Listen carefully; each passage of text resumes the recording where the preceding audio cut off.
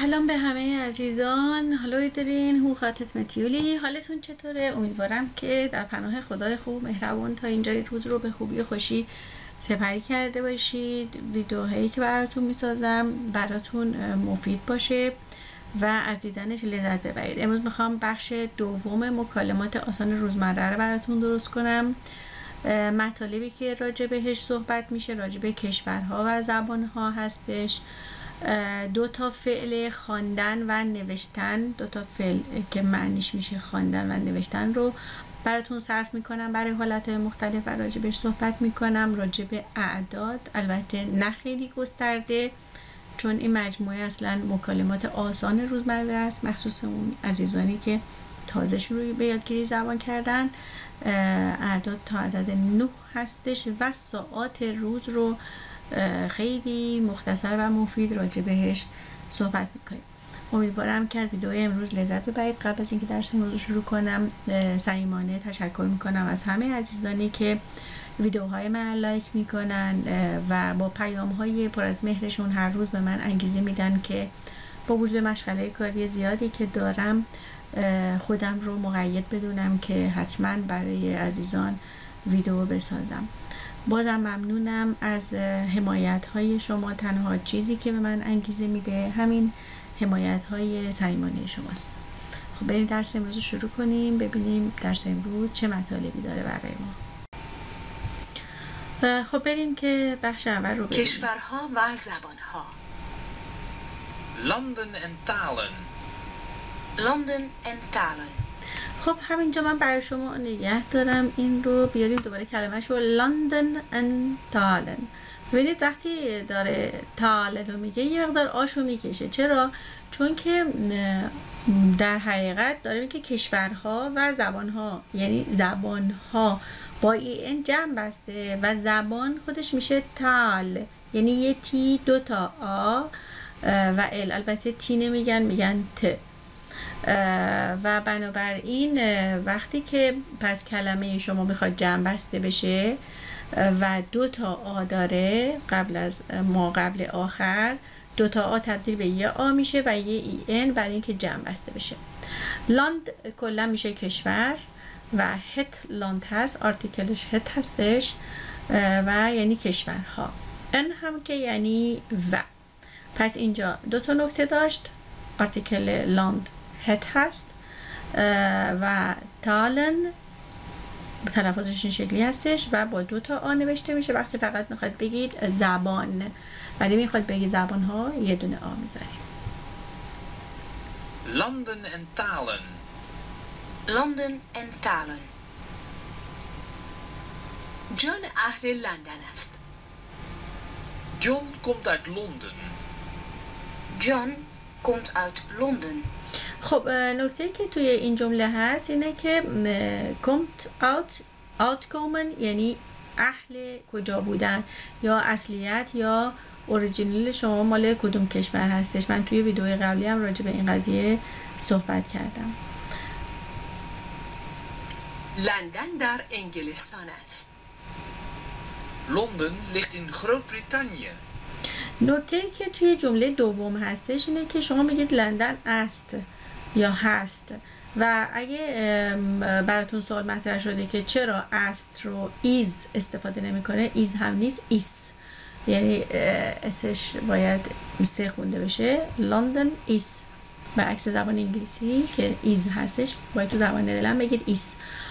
خب چرا برای اینکه بگه لندن توی خروج بریتانیا هستش یا بریتانیای بزرگ هستش، چرا به جای ایست داره از لیخت استفاده میکنه؟ عزیزان وقتی میخواید بگید یه شهری توی یه استانی قرار داره یا یه شهری توی یه کشوری قرار داره یا یه استانی توی یه جایی قرار داره، این قرار داشتن رو با لیخن میگن و اینجا لیخت هستش، یعنی قرار گرفته است، به این معنی هستش. حالا اینجوری باید استفاده کنید، دقت کنید. پس برای اینکه یه چیزی بگید یه جای واقع شده یا حتی یه ساختمونی میخواید بگید یه جا هست، درستش اینه که از فعل لیخن استفاده کنید که اگه بخواید صرفش کنید میشه لیخت. Londen ligt in Groot-Brittannië. او انگلیسی صحبت می کند. خب ما اینجا یه اشتباهی تایپی داریم. هی سپریکت انگلز. خب من اینو براتون تصحیح کنم و دوباره برگردم. خب پس هی اسپریکت یعنی اون صحبت میکنه. اسپریکن میشه صحبت کردن و برای صحبت کردن یه ای داریم برای اسپریکن، ولی وقتی میخوای صرفش کنید برای اسپریک یا اسپریکت برای ایک اسپریک یعنی من صحبت میکنم. هی اسپریکت یعنی اون آقا صحبت میکند، باید 2 تا ای استفاده کنید. Hij spreekt Engels. Hij spreekt Engels. ماریا اهل مادرید است. خب فکر نمی کنم دیگه لزومی داشته من اینو دوباره توضیح بدم برای شما که اهل بودن، قرار داشتن، صحبت کردن. پس outkomen فعلش هست لیخن و سپریکن. 3 تا فعل اینجا یاد گرفتین. عزیزان من توی ویدیوی قبلی هم گفتم طریقه یاد گرفتن این یا کار کردن با این ویدیوها اینه که حتما یه دفتر بردارید واسش و حتما سعی کنید که جملات مشابه بسازید.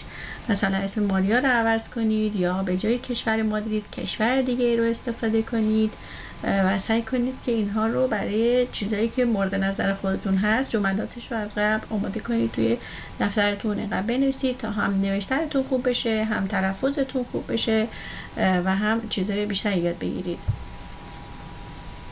Maria komt uit Madrid.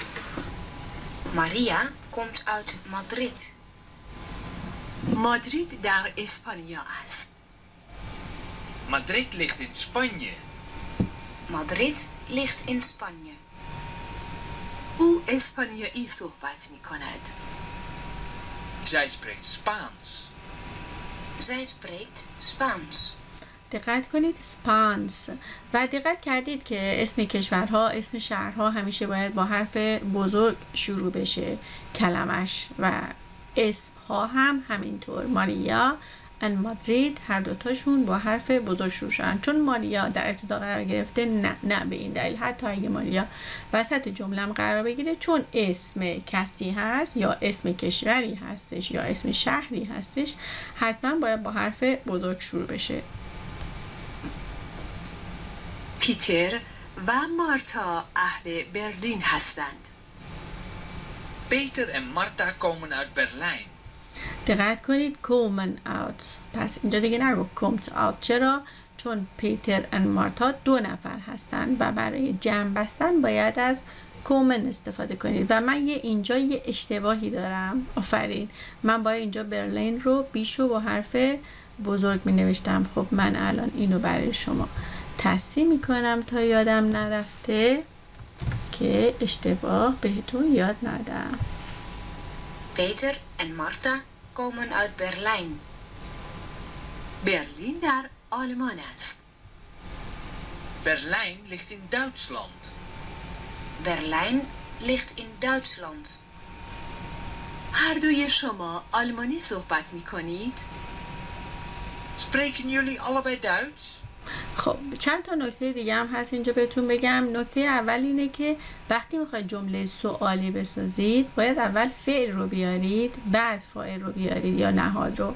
به جای اینکه بگه یولی اسپریکن آلول داچ چون داره سوال میپرسه میگه هر دوتای شما آلمانی صحبت میکنید باید اینجا حتما اول فعل رو بیاره بعد یولی رو بیاره. نکته بعدی اینه که ما اینجا داچ داریم. داچ به معنی زبان آلمانی هستش و داچلاند یعنی کشور آلمان. Spreken jullie allebei Duits? لندن یک پایتخت است. Londen is een hoofdstad. Londen is een hoofdstad. خب همینجا من استاپ کنم. استاد یعنی شهر. هوفدستاد میشه مرکز شهر. خب مرکز شهر نمیشه حساب کرد. منظورش از هوفدستاد یعنی پایتخت. پس استاد یعنی شهر، هوفدستاد یعنی paytacht یک کشور. مادرید و برلین هم پایتخت هستند. Madrid en Berlijn zijn ook hoofdsteden. Madrid en Berlijn zijn ook hoofdsteden. خب دقت کردید هوفستاد تبدیل شد به استیدن، یعنی آ تبدیل به ای شد و میخواسته چیکار کنه؟ میخواسته پایتخت رو جمع ببنده بگه پایتخت ها. پس مادرید و برلین زین یعنی هستند، اوک یعنی همچنین، هوفستیدن یعنی مادرید و برلین همچنین پایتخت هستند. ده هوفستیدن زین خروت یعنی پایتخت ها بزرگ هستند، خروت میشه بزرگ. برعکس خروت چی میشه؟ حتما برام کامنت کنید و بنویسید بگید برعکس چه کلمه‌ای میشه خروت و اینکه همین دیگه درست بنویسید برای من که من بدونم جواب کدوم سوال من کامنت کردید، چون وقتی کامنت میزنید من دلم میخواد سریعا جواب بدم و واقعا نمیدونم جواب کدوم سوالم هست، چون گاهی وقتا مدت زمانی میگذره از اون ساخت ویدیوهای من و من واقعا یادم میره. من اینجا که نشستم دارم با شما صحبت میکنم واقعا فکر میکنم سر کلاس نشستم و دارم به دانش آموزام درس میدم و سوال میکنم مثل معمول که سر کلاس به دانش آموزام درس میدم و این کار نرمال منه. برای همین عادت دارم به سوال پرسیدن، چون باعث میشه که یه هایپر اکتیو به وجود بیاد و یه اینتراکتیو باشه، تعاملی باشه کلاس و بیشتر نتیجه بده. شهرهای پایتخت بزرگ و پر سر و صدا هستند. De hoofdsteden zijn groot en lawaaierig. De hoofdsteden zijn groot en lawaaierig. فرانسه در اروپا است. Frankrijk ligt in Europa. Frankrijk ligt in Europa. مصر در آفریقا است. Egypte ligt in Afrika. Egypte ligt in Afrika. ژاپن در آسیا است. Japan ligt in Azië. Japan ligt in Azië. خب من یه استاپ کنم. فرانکریک با حرف بزرگ شروع شده، اصلا کلا چون اسم کشور فرانسه هستش. اروپا حتما باید با حرف بزرگ نوشته بشه، آفریقا، آسیا، اجیپت، ژاپن هم همینطور. کانادا در آمریکای شمالی است. Canada ligt in Noord-Amerika. Canada ligt in Noord-Amerika. پاناما در آمریکای مرکزی است. Panama ligt in Midden-Amerika. Panama ligt in Midden-Amerika. برزیل در آمریکای جنوبی است. Brazilië ligt in Zuid-Amerika. Brazilië ligt in Zuid-Amerika.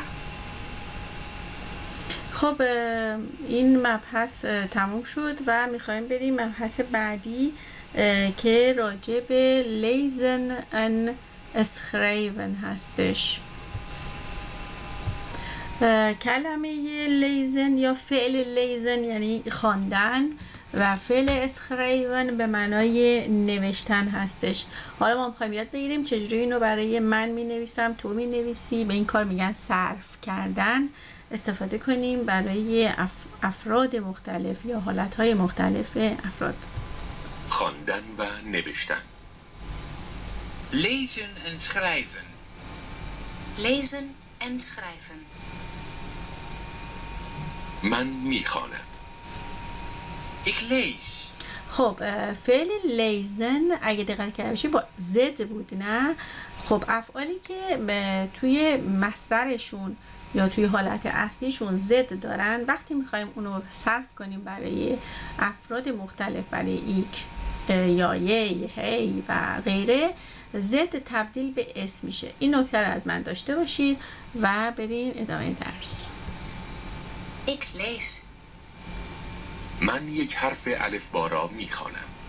البته نکته بعدی من اینه که لیزن یه دونه ای داشتش یا یه دونه ای داشتش، ولی ما وقتی میخوایم صرفش کنیم تبدیل به دوتا میشه. پس زد تبدیل به اس شد و یه حرف ای تبدیل به دو حرف ای شدش. ما شبیه‌شو توی حالتهای قبلی هم دیده بودیم. Ik lees een letter. Ik lees een letter. من یک کلمه را میخوانم. Ik lees een woord. Ik lees een woord. دقت کردید ورد یه مقدار اوش رو میکشه. پس ورد یعنی کلمه، لتر یعنی حرف، حروف الف با یا حروف الف با انگلیسی، حالا هر چی. و برای من کامنت کنید جمله یعنی چی و چجوری باید بنویسیمش. مثلا یک کامنت به من بدید. خب فکر کنم جوابشو دیدیم. یک کامنت به من بدید که من یک جمله رو میخونم. فکر کنم جوابش الان جلوتونه. من یک جمله را میخوانم. Ik lees een zin. Ik lees een zin. من یک نامه را میخوانم. پس همونجوری که متوجه شدید کلا لیزن یا خواندن میتونه خواندن یک کلمه، حرف یا نامه یا یک کتاب باشه. به این معنای خواندن هست. حالا ما تو زبان فارسی ممکنه بگیم به معنای من میخونم. حالا آواز خوندنم ما بهش میگیم من میخونم، ولی اینجا به معنای آواز خوندن نیستش. برای آواز خوندن باید یک فعل دیگه استفاده کنید که فعلش از زینگن. حالا برای من بنویسید که من آواز میخونم. کامنت کنید برام تا ما به اون درس برسیم. Ik lees een brief. Ik lees een brief. من کتاب میخوانم. Ik lees een boek. خب عزیزان یه مقدار این ترجمهش اشتباهه به نظر من. اکلیس ان بوک یعنی من یک کتاب میخوانم. اگه میخواست بگه من کتاب میخوانم باید میگفت اکلیس هت بوک، چون که آرتیکل بوک هت هستش. ولی حالا معنی این جمله به فارسی میشه من یک کتاب میخوانم. حالا زیاد سخت نگیرید. عزیزانی که خیلی نکته سنج هستن حتما این نکات خیلی توجه دارن. Ik lees een boek. من میخوانم. Ik lees. پس همونجوری که دقت کردید الان ما فعل لیزن رو میخوایم صرف کنیم و اگه دقت کرده باشید ما برای ایک تی نداریم، برای یی، هی، زی تی باید اضافه کنیم در انتها برای صرف کردن. Ik lees. تو میخوانی. Jij leest. Jij leest. او میخواند. Hij leest. Hij leest. من مینویسم. خب فعل اسخریون هستش. اگه دقت کرده باشید ما توی اسخریون وی داشتیم ولی الان تبدیل شده به اف. پس دقت کنید برای زمانی که زد داریم تبدیل به اس میشه و زمانی که وی داریم تبدیل به اف میشه وقتی میخواید صرف کنید برای حالتهای مختلف. Ik schrijf. Ik schrijf. من یک حرف الفبا را مینویسم. Ik schrijf een letter. Ik schrijf een letter. من یک کلمه را مینویسم. Ik schrijf een woord. Ik schrijf een woord. من یک جمله را مینویسم. Ik schrijf een zin. Ik schrijf een zin. من یک نامه مینویسم. Ik schrijf een brief. Ik schrijf een brief. من یک کتاب مینویسم. Ik schrijf een boek. Ik schrijf een boek. خب پیشنهاد میکنم تمام جملاتی که اینجا دیدید و برای ایک، هی، زی، یی، وی، یولی حالتهای مختلف بنویسید که دستتون راه بیفته همین که تمرین کرده باشید. برای مثال اینجا ایک اسخریف، یی اسخریفت، یی اسخریفت ان بوک، یی اسخریفت ان بریف انزوورد یعنی و اینطوری و غیره. من مینویسم. Ik schrijf. Ik schrijf. تو مینویسی. Jij schrijft. Jij schrijft. او مینویسد. Hij schrijft. Hij schrijft. خب عزیزان به ترتیب که درس رو جلو میریم شما باید سعی کنید که جملات بیشتر و بهتری بسازید. یعنی سعی کنید که هر چقدر جلوتر میرید با درس‌های قبلی اینا رو با هم دیگه ترکیب کنید و هی مطالب جدیدتری برای خودتون درست کنید. سعی کنید جملات جدید رو بسازید، چون معمولا که به همین چند تا جمله ختم نمیشه. شما باید سعی کنید از کلماتی که یاد گرفتید، از افعالی که یاد گرفتید، جملات جدید رو اختراع کنید، بسازید با اون چیزایی که لازمه. اعداد. Getallen. getallen, خب دقت کردید نمیگه خطالن، میگه خطالن. ببین چرا؟ چون 2 تا ال داریم ما اینجا. من می شمارم.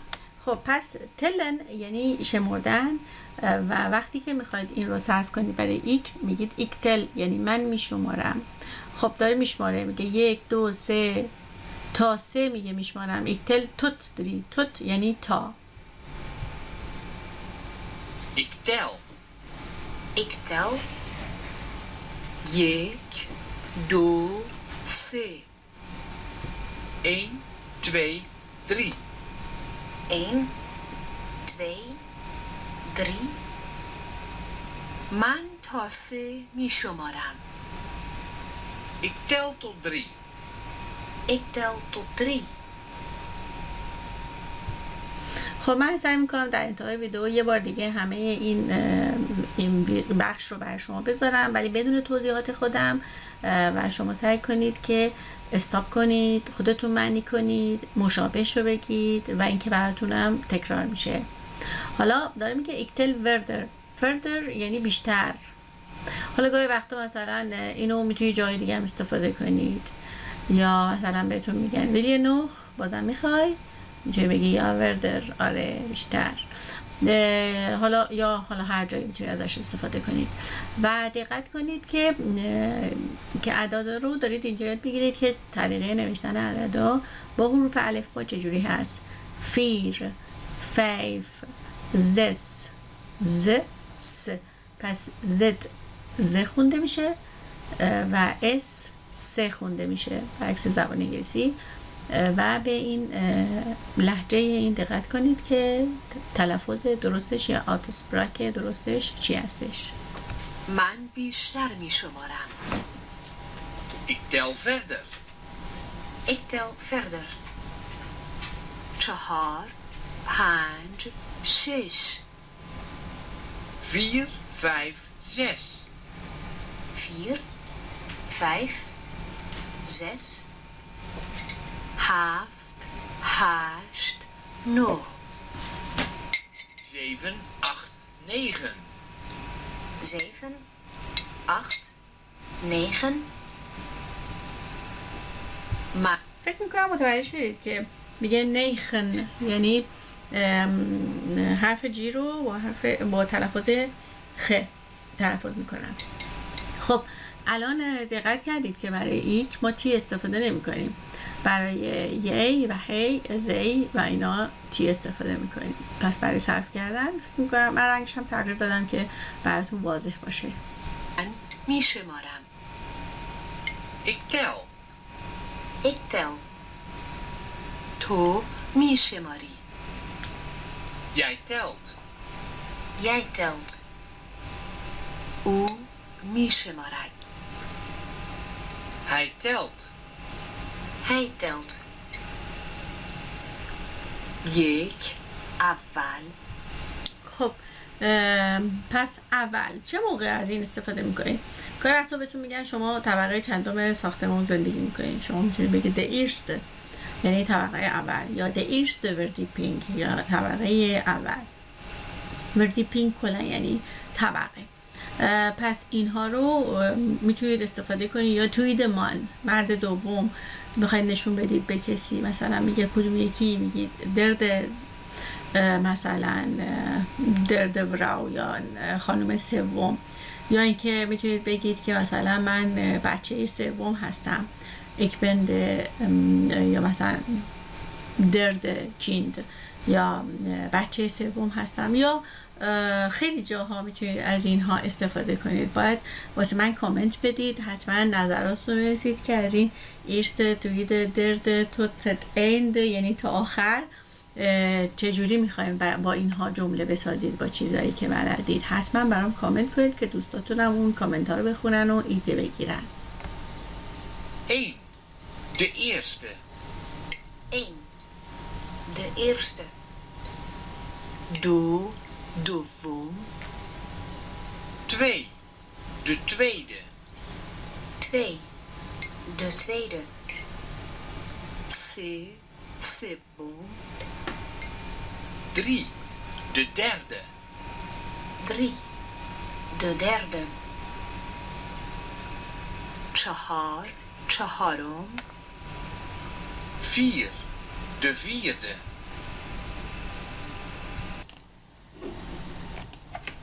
4. De vierde. 5 پنجم 5. De vijfde. 5. De vijfde. 6 ششم 6. De zesde. 6. De zesde. 7 هفتم 7. De zevende. 7. De zevende. 8 هشتم 8. De achtste. 8. De achtste. 9 نهم 9. De negende. 9. De negende. خب این بخش از اعدادم تموم شد. حالا بریم قسمت بعدی یا قسمت آخر. امیدوارم که خسته نشده باشید و در مورد دتید یا در مورد ساعات صحبت کنیم. ساعات روز. De tijd. De tijd.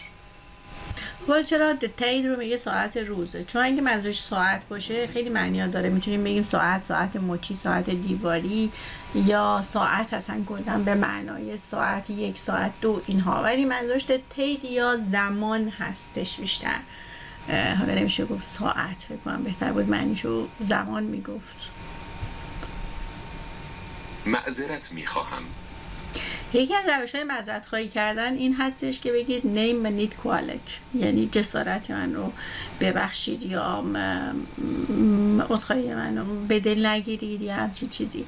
ولی راحت ترین راه معذرت خواهی کردن اینه که بگید ساری، خیلی راحت تره.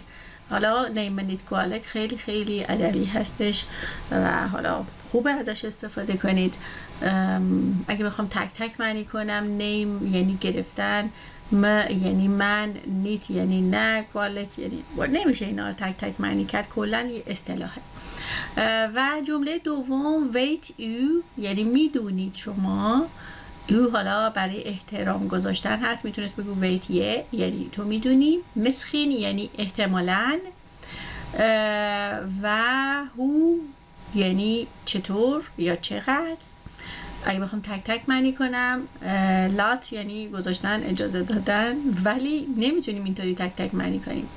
ویت او مسخین یعنی میدونید شما احتمالاً.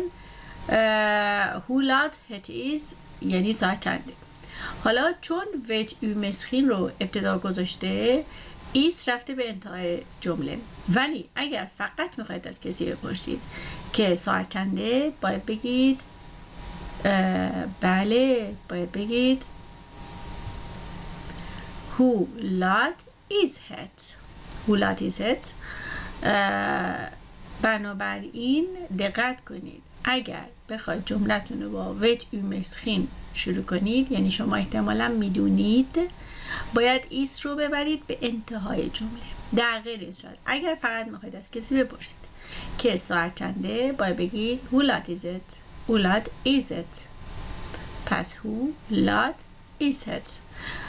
ولی چون اینجا ویت او مسخین اومده، فعل رفته به انتهای جمله. نمیخوام زیاد شما رو سردرگم کنم، برای همین خیلی ساده دارم توضیح میدم، ولی مفصلش رو توی ویدیوهای دیگه در مورد این قضیه توضیح دادم که چرا فعل کاتاپولت میشه، میره به انتهای جمله و.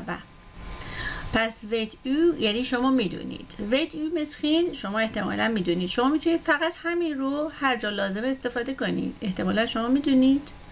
حالا هرچی احتمالا شما میدونید من کی هستم. میتونید همین جمله رو برای من بنویسید، ندرلندش رو کامنت کنید. شما احتمالا میدونید من کی هستم و غیره. هارتلک دانک یعنی از صمیم قلب ممنونم. حالا شما میتونید بگید هارتلک بدانکت یا اینکه بدانکت تشکر میکنم، فرق نمیکنه، همه اینا برای تشکر کردن هستش. Neem me niet kwalijk. Neem me niet kwalijk. ساعت چند است؟ Weet u misschien hoe laat het is? Weet u misschien hoe laat het is? بسیار سپاسگزارم. خیلی ممنون. Hartelijk dank. Hartelijk dank. ساعت 1 است. Het is 1 uur. Het is 1 uur.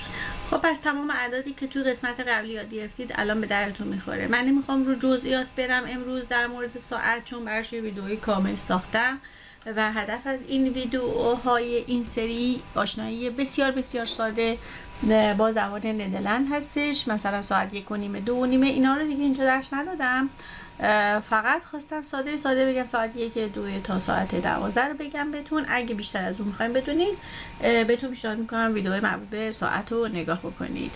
پس هت ایس و بعد عدد مربوط به ساعت و بعد ایر گفته میشه. حالا بریم تا پس یه بار گوش بدید. ساعت 2 است. Het is 2 uur. Het is 2 uur. ساعت 3 است. Het is 3 uur. Het is 3 uur. ساعت 4 است. Het is 4 uur. Het is 4 uur. ساعت 5 است. Het is 5 uur. Het is 5 uur. ساعت 6 است. Het is 6 uur. Het is 6 uur. ساعت 7 است. Het is 7 uur. Het is 7 uur. ساعت 8 است. Het is 8 uur. Het is 8 uur. ساعت 9 است. Het is 9 uur. Het is 9 uur. ساعت 10 است. Het is 10 uur. Het is 10 uur. ساعت 11 است. Het is 11 uur. Het is 11 uur. ساعت 12 است. Het is 12 uur. Het is 12 uur. 1 دقیقه 60 ثانیه است.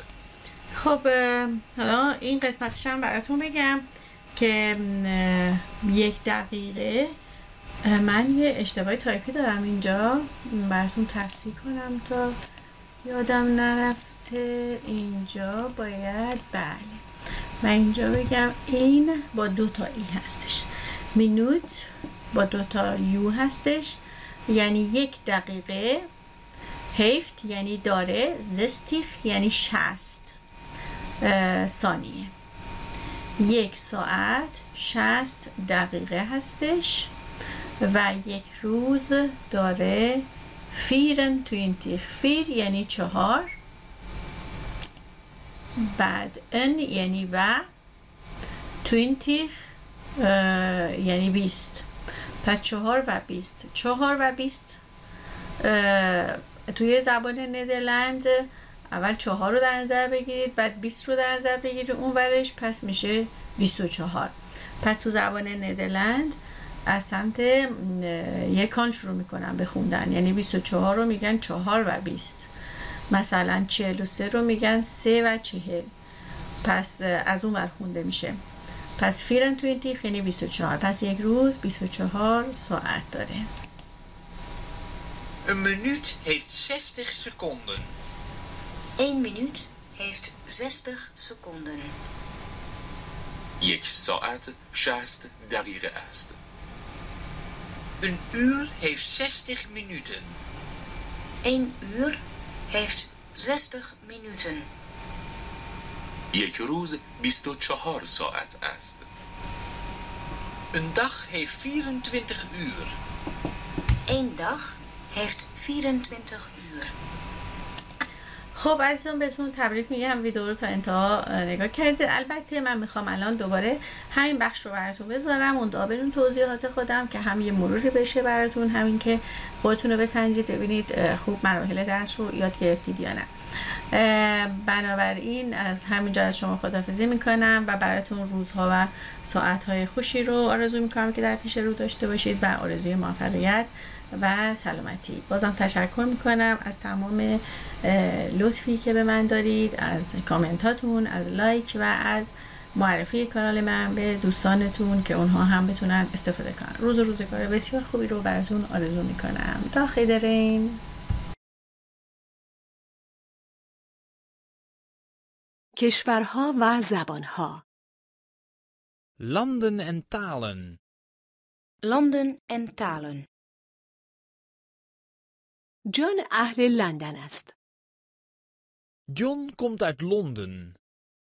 John komt uit Londen. لندن در انگلستان است. Londen ligt in Groot-Brittannië. Londen ligt in Groot-Brittannië. او انگلیسی صحبت می کند. Hij spreekt Engels. Hij spreekt Engels. ماریا اهل مادرید است. Maria komt uit Madrid. Maria komt uit Madrid. مادرید در اسپانیا است. Madrid ligt in Spanje. Madrid ligt in Spanje. او اسپانیایی صحبت می کند.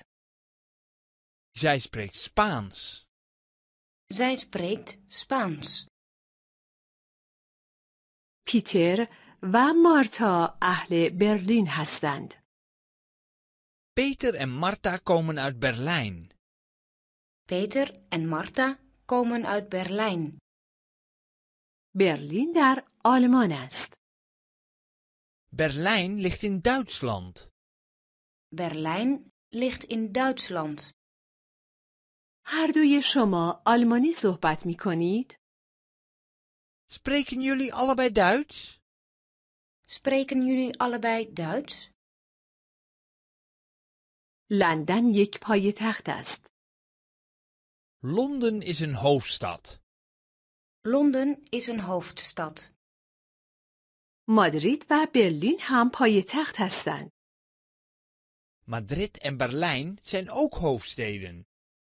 Madrid en Berlijn zijn ook hoofdsteden. شهرهای پایتخت بزرگ و پر سر و صدا هستند. De hoofdsteden zijn groot en lawaaierig. De hoofdsteden zijn groot en lawaaierig. فرانسه در اروپا است. Frankrijk ligt in Europa. Frankrijk ligt in Europa. مصر در آفریقا است. Egypte ligt in Afrika. Egypte ligt in Afrika. ژاپن در آسیا است. Japan ligt in Azië. Japan ligt in Azië. کانادا در آمریکای شمالی است. Canada ligt in Noord-Amerika. Canada ligt in Noord-Amerika. پاناما در آمریکای مرکزی است. Panama ligt in Midden-Amerika. Panama ligt in Midden-Amerika. برزیل در آمریکای جنوبی است. Brazilië ligt in Zuid-Amerika. Brazilië ligt in Zuid-Amerika. خواندن و نوشتن. Lezen en schrijven. Lezen en schrijven. من میخوانم. Ik lees. Ik lees. من یک حرف الفبا را میخوانم. Ik lees een letter. Ik lees een letter. من یک کلمه را میخوانم. Ik lees een woord. Ik lees een woord. من یک جمله را میخوانم. Ik lees een zin. Ik lees een zin. من یک نامه را میخوانم. Ik lees een brief. Ik lees een brief. من کتاب میخوانم. Ik lees een boek. Ik lees een boek. من میخوانم. Ik lees. Ik lees. تو میخوانی. Jij leest. Jij leest. او میخواند. Hij leest. Hij leest. من مینویسم. Ik schrijf. Ik schrijf. من یک حرف الفبا را مینویسم. Ik schrijf een letter. Ik schrijf een letter. من یک کلمه را مینویسم. Ik schrijf een woord. Ik schrijf een woord. من یک جمله را مینویسم. Ik schrijf een zin. Ik schrijf een zin. من یک نامه مینویسم. Ik schrijf een brief. Ik schrijf een brief. من یک کتاب مینویسم. Ik schrijf een boek. Ik schrijf een boek. من مینویسم. Ik schrijf. Ik schrijf. تو مینویسی. Jij schrijft. Jij schrijft. او مینویسد. Hij schrijft. Hij schrijft.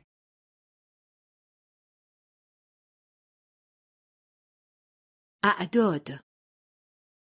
Getallen. Getallen. من می شمارم. Ik tel. Ik tel. 1 2 3. 1, 2, 3. 1 2 3. من تا 3 می شمارم. Ik tel tot 3. Ik tel tot 3. من بیشتر می شمارم. Ik tel verder. Ik tel verder. 4 5 6. 4, 5, 6. 4 5 6 7 8 9. 7, 8, 9. 7 8 9. من می شمارم. Ik tel. Ik tel. تو می شماری. Jij telt. Jij telt. او می شمارد. Hij telt. Hij telt. 1 اول. 1. De eerste. 1 de eerste. 2 دوم. 2. De tweede. 2 de tweede. 3 سوم. 3. De derde. 3 de derde. 4 چهارم. 4. De vierde. 4. De vierde. 5 پنجم 5. De vijfde. 5. De vijfde. 6 ششم 6. De zesde. 6. De zesde. 7 هفتم 7. De zevende. 7. De zevende. 8 هشتم 8. De achtste. 8. De achtste. 9 نهم 9. De negende. 9. De negende.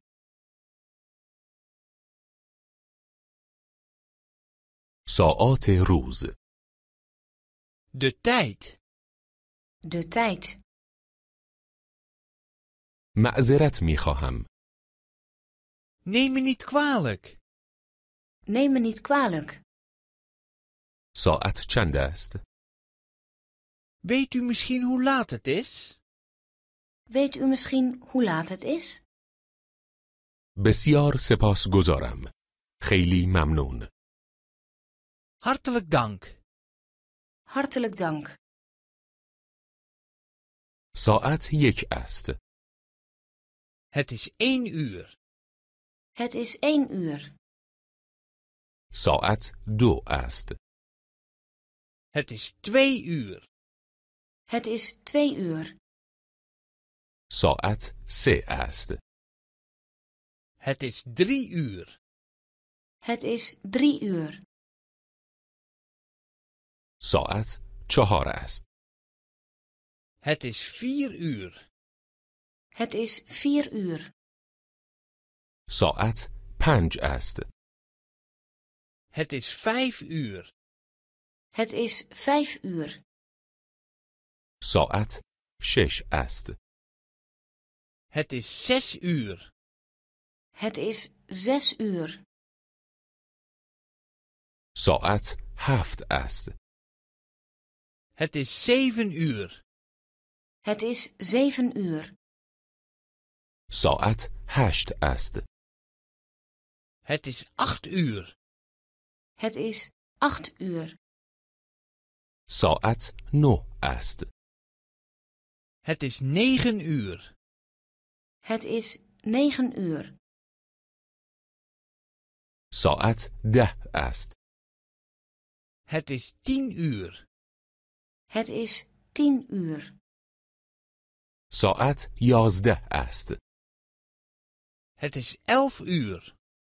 Het is 11 uur. ساعت 12 است. Het is 12 uur. Het is 12 uur. 1 دقیقه 60 ثانیه است. Een minuut heeft 60 seconden. 1 minuut heeft 60 seconden. 1 ساعت 60 دقیقه است. Een uur heeft 60 minuten. 1 uur heeft 60 minuten. 1 روز 24 ساعت است. Een dag heeft 24 uur. 1 dag heeft 24 uur.